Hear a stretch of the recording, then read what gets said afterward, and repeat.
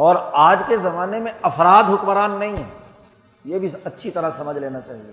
آج کے زمانے میں حکمران ہے نظام، سسٹم، اور چونکہ اس بین الاقوامی دنیا میں 5 ملک جو پانچوں کے پانچوں غیر مسلم ہیں ویٹو پاور رکھتے ہیں، ان کی مرضی کا جو نظام ہوتا ہے وہ قائم ہوتا ہے، ان کی مرضی کے مطابق سسٹم بنایا جاتا ہے، اور وہ عالمی شکنجہ ہر ملک پر کس دیا جاتا ہے، ملک بنانے سے پہلے ہی غلام بنا لیا جاتا ہے۔ تو جب ممالک اور اقوام شر کے مقابلے کے لیے یا شر کے پھیلاؤ کے لیے یا سرمایہ پرستی کے پھیلاؤ کے لیے کردار ادا کرتے ہیں، تو وہاں افراد کے آنے جانے سے کیا ہوگا؟ افراد تو اس سسٹم میں صرف مینیجر ہوتا ہے، ملازم ہوتا ہے، وہ 5 سال کے عرصے کی ملازمت کے لیے آتا ہے، سسٹم چلاتا ہے۔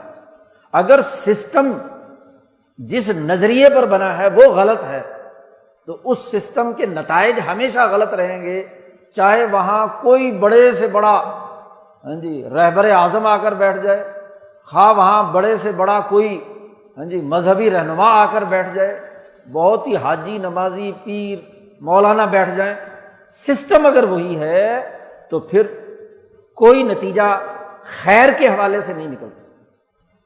پھر ہر وزیر اعظم سال کے بعد یہی منت کریں گے کہ ابھی تو میرا سال ہی گزرا ہے یار، ابھی 4 سال اور برداشت کرو، پھر دیکھنا۔ نواز شریف صاحب کی تقریر موجود ہے، گیلانی کی موجود ہے، اس سے پہلے بے نظیر کی موجود ہے، اس سے پہلے بھی جب نواز شریف آیا اس کی بھی موجود ہے، بیچارے محمد خان جنیجو کی تقریر بھی آن ریکارڈ موجود ہے، اور آج عمران خان بھی یہی کہہ رہا ہے۔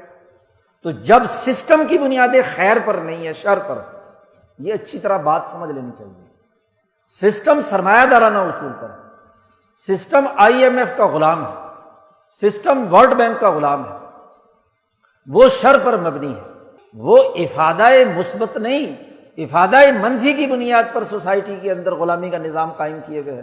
تو چاہے کوئی بھی آپ اس راج سنگھاسن پر بٹھا دو، چاہے اس کا نام اسلام آباد رکھ لو، یا پہلے کراچی دارالحکومت تھا، یا کوئی ہندو آباد رکھ لو، کچھ بھی رکھ لو، اسلام یا خیر نہیں آ سکتا۔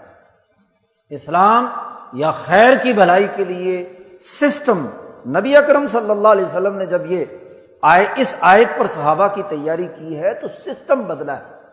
آپ دیکھو مکے کے سسٹم میں جہاں 12 وزیر تھے اور ایک سربراہ ابو جہل تھا، دارالندوہ ان کی پارلیمنٹ تھی، نبی اکرم صلی اللہ علیہ وسلم سے پہلے قصی بن کلاب کے زمانے سے پچھلے 300 سال سے وہ پارلیمنٹ چل رہی تھی، یہ سارا نظام موجود تھا۔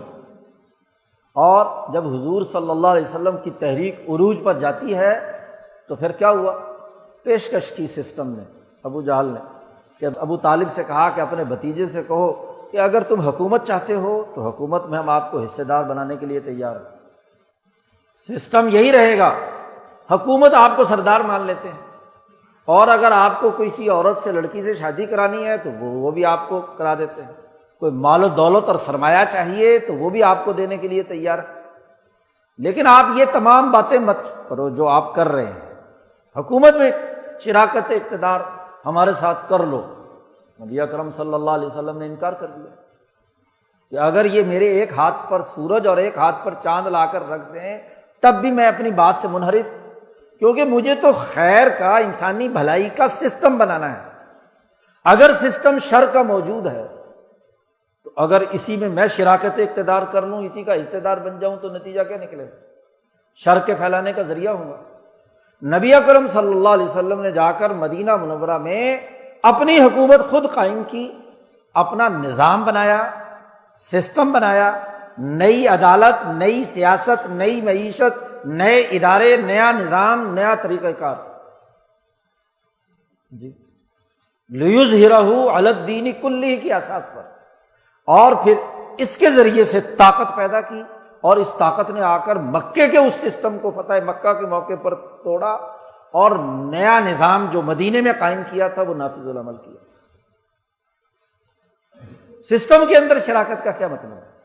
آج بڑی غلط فہمی ہماری یہ ہے کہ اسی سسٹم میں رہتے ہوئے ہم کوئی نتیجہ پیدا کرنے میں، یہ بڑے بوڑھے 1970 سے جانتے ہیں کہ ہر الیکشن سے پہلے 70 کے الیکشن سے پہلے کیا تھا؟ بھٹو صاحب نے یہاں نعرے لگائے، جلد سے جلوس نکالے، روٹی کپڑا مکان، نوجوان اور جو یہاں کے نظام سے تنگ آئے ہوئے لوگ، 22 خاندانوں کی سرمایہ داری کی حکمرانی کے نظام سے تنگ آئے ہوئے لوگ سڑکوں پہ نکل آئے اور بس جی اب انقلاب آ گیا، تبدیلی آ جائے گی، یہ ہو جائے گا، وہ ہو جائے گا۔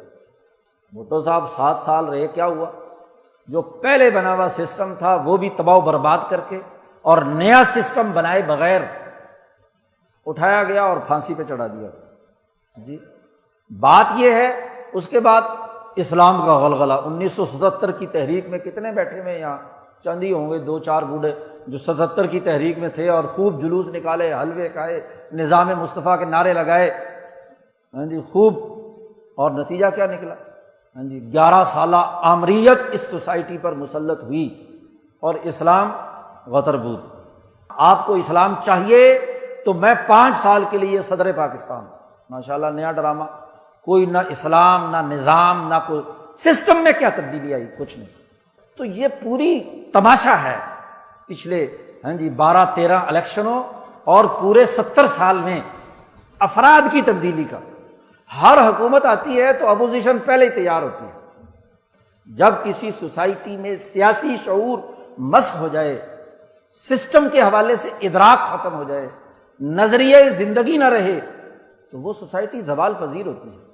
تو ہماری غلامی کی سیاہ رات جو ہم پر 70 سالوں سے چھائی ہوئی ہے، اس کا سبب وہ عالمی سرمایہ داری نظام ہے جس کی ایجنٹی پر یہاں کا معاشی، سیاسی، سماجی سسٹم چل رہا ہے۔ غلامی کے زمانے کے انگریزوں کا وہ نظام ہے جو 200 سالہ دور میں اس قوم کو غلام بنانے کے لیے، نو آبادیاتی دور کے تقاضوں کو پورا کرنے کے لیے بنایا گیا تھا، آج وہی مسلط۔ 250 سالوں میں ان میں تو کوئی تغیر و تبدل کسی میں نہیں ہوا۔ پارلیمنٹ موجود ہے لیکن ٹک ٹک دیدم دم نہ کشیدم، دیکھ رہی ہے، کرنا کرانا کچھ نہیں۔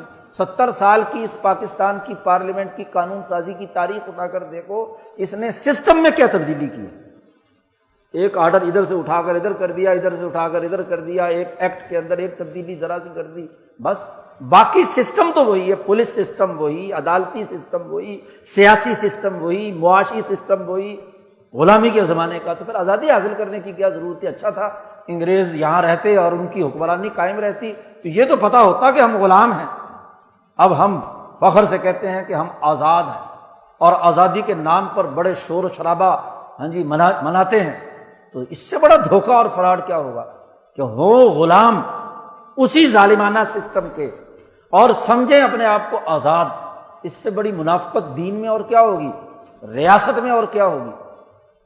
تو قرآن کہتا ہے لِكُلٍّ وِجْهَةٌ، دنیا کی ہر قوم کا ایک نظریہ زندگی ہوتا ہے، تو فَاسْتَبِقُوا الْخَيْرَاتِ، خیرات اور بہتری کے پہلوؤں کی طرف سبقت لے کر جاؤ، نہ یہ کہ شر میں آگے بڑھو اور نہ یہ کہ پست ترین خیر کے اندر رہو۔